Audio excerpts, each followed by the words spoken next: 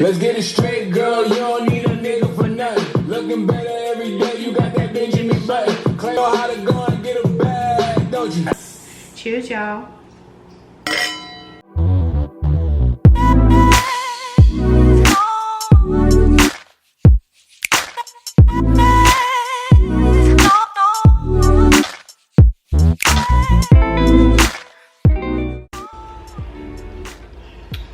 Curls popping, lips radiant, okay? Yes. Alcohol in belly. We got the wine, we got the Cheez-Its, we got the wine, we got the Cheez-Its. I made some jalapeno Cheez-Its with some leftover pickling brine I had from jalapenos and mix it with 8 ounces of cheese and then put that motherfucker in the oven. So it is tasty. So we back at it with the, I wish I could spit bars right now, but I don't have the bandwidth. Anyways. We need to, you know what we need to do? We need to write down and act like we freestyle. Get production time, yes. Yeah. Book a studio, yes, heard. So we had a request to do Malbec. Also, we love requests, y'all. We have an obscene amount of wine, mostly red, and we would love to purchase other wine varietals that you're interested in, so keep them coming. Yes. And we did a poll and you guys picked the Malbec Rose, and the Malbec Rose that we're gonna be showing y'all boys today is 100% Malbec varietal, but the Rose, I know that's gonna throw y'all. So we did get 2 regular Malbecs. And one of the things, we did it on our story, but I kind of wanted to do it here, what we look for in the grocery store when we look for wine bottles, because that's always super handy. For sure. So this first one, is it gonna focus? Always. There she goes. This first one, we literally picked off the shelf because look at that, she's giving you body. It's the body. It's the body. She's serving me orange. You know what I'm saying? Whoever said orange is the new pink is seriously deluded. We just watched that too. Is this a half-lip stitching on a one? Smart, like it's hard. Anyway. So if you go to the grocery store, something catches your eye, one of the things that we look for is the varietal. So this is Malbec, which is what we were shopping for. And this was made in Mendoza, Argentina. As you guys become more familiar with like the places things are grown, that can matter to you. If you're a novice, just skip that part. It's just nice to know. And then the year. Remember that we said that wine ages and it loses color. This is a really young Malbec. It's 2018. It's only 2 years old. So we picked it just to see what it's about. Just to give you some variety when we're talking about wine labels. And you know, it's so easy to get distracted by how beautiful the bottle is that you just want to pick it up and walk away. And trust me, that is what cheaper wine companies bank on. They bank on the fact that you're gonna look at the wine label and be overwhelmed and think to yourself, it's pretty, let me get it. Yeah. So we are here to say, yeah, it may be pretty, but it don't taste good. and it don't taste good. There's 2 types of way that wine companies sauce you, okay? They sauce you first and foremost with the body. They have a really funky, non-traditional label. And then usually they have something, you know, that's giving you Rihanna's neck, giving you elegance, giving you, you know what I'm saying, just delivering. Yes. And that they might not have a lot on their label, but it just looks so elegant that you want to pick it up. So one of the things to look out for is the year, the varietal, and where it's made from. There are a lot of interesting places to grow wine, especially in the US, and it's getting more and more popular to grow around the Finger Lakes, to grow in Oregon, to grow in Washington, but that might not be your palate, right? Because it's cooler climate there, so the wine is going to be completely different than it would be in Napa Valley or closer to LA. So if you're looking for US wines, just take mind of that northern wines are going to be a little bit different in flavor profile and definitely in intensity than the ones that are closer to the equator are going to be. Yep. So Malbec, and Pri's gonna talk a little bit about Malbec, but US Malbec is grown in cooler climates, so it's a little bit more, it's different in flavor profiles than Argentinian Malbecs, which is where this varietal hails from. It's a little bit, it tastes more like red cherries and still dark fruit, but a little bit brighter in taste. So yeah, we're gonna hop into what this varietal is all about, baby. Yes. So Malbec was never considered one of the noble grapes such as a Cab or a Pinot are considered. Back in 1853, Michael, what's his name? Who knows? Which is wild to me, low key. That's kind of wild to me. Michael Pugot. brought the grape to Argentina in 1853, and there was a huge outbreak of phylloxera in Europe, which is a louse that attacks the vines. So basically, Europe's wine production halted. Like, it got really affected by phylloxera, but because he brought these vines over to Argentina, Malbec was suddenly growing in abundance over there. Sorry, just a really interesting tidbit on that. Most vineyards now, even in Europe, have American roots. So American roots have developed an immunity to this virus. And so even modern winemaking, as you know, what they'll do is they take American roots and they'll literally like surgically sew in the grape varietal that they want to grow from that. Yeah. So they'll graft it on, and they figured out a way to make it so that, because European rootstock is actually really not good, like it is really poor quality. So they decided, because all this American wine is growing, why don't we bring it over to Europe and really try it out? And luckily it worked, but you know, that's a huge risk. I mean, think of the millions of dollars that, now inflation, the millions of dollars worth of wine that they were producing, and they had to make this huge overhaul because they were ran dry because of this fucking phylloxera. Yeah. Crazy. So the reason that phylloxera didn't make it all the way to Argentina, I think mainly in part because of the travel, but also because Malbec needs those, oh my god, what am I trying to say? Needs higher elevation, and in Argentina, literally 2,000, 3,000 feet above water, and phylloxera doesn't really survive up there. So because of the elevation, and also because of Argentina's isolation, were a couple of the reasons why Malbec has sprouted up so well in Argentina, and they do produce about 75% of the world's Malbec. So we're going to be getting into the Provenance Malbec. This is the 2017, I believe, no, 2018 Malbec Rose from Provenance. And this is one of my favorite summer wines. This is one of my favorite wines from Provenance. We, before four times, like Rick and Morty, in the before 4 times, we used to be able to go to Provenance, and on a ball slapping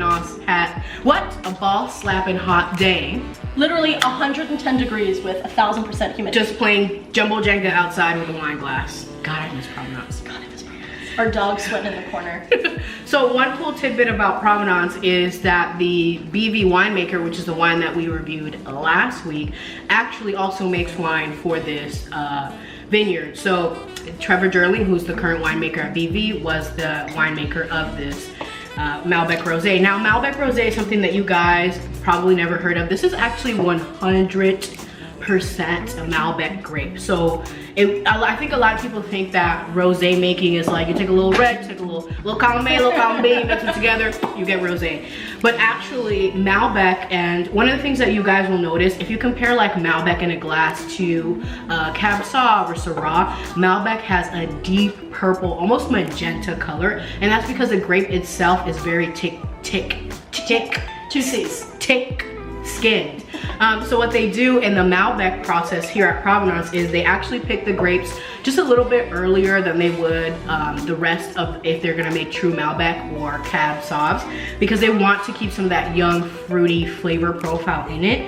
And then there's a fancy French word that they use that I shall not be attempting to pronounce, but basically what they do is they let the wine sit with the grape skins and then take it very early on. So it has some of that really nice color, which is why you get this rosé, but they don't let the grape skins seep all that color in, Which is called must. there you go. Grape must.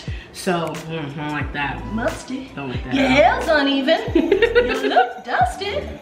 So that is how they made rosé, and this is like, this actually retails for $34, and I thought it was gonna be way more because it's actually, it just tastes like a very high-end wine. It does. It does taste like a very high-end wine. So this one in particular has a pale rose color, and it has notes of berry, rose water, and Turkish delight candy. This is from the winemaker's website. So we're gonna very, very specific. And I don't like Turkish delight, and I like this wine, so. All right, well, let's see how she performs on the nose. I've had way too much, so I need to pour myself a new glass. Just dump me out.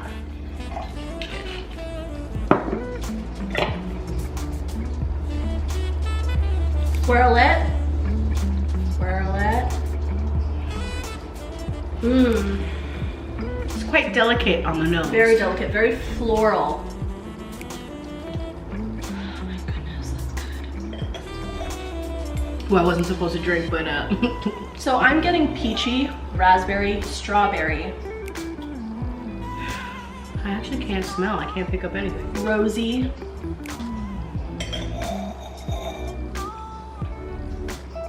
I'm just getting floral, not something maybe that I can distinguish, but just very floral. It's a very light scent. Like some wines, you smell them right on the nose, and it's like that episode of SpongeBob where the ghost hugs his nose and kisses him with the bad breath. No, okay.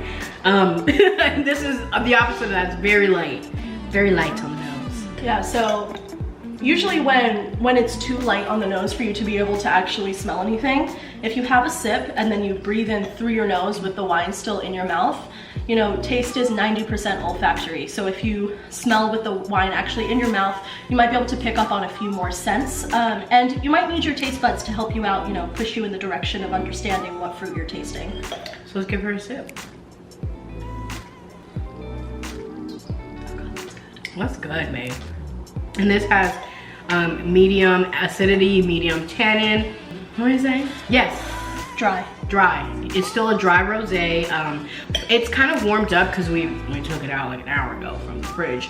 But like when it's cool, like 70 degrees, when it's really nice and crispy and cold, that's when I like to enjoy it. It's just really the best when it's at that stage.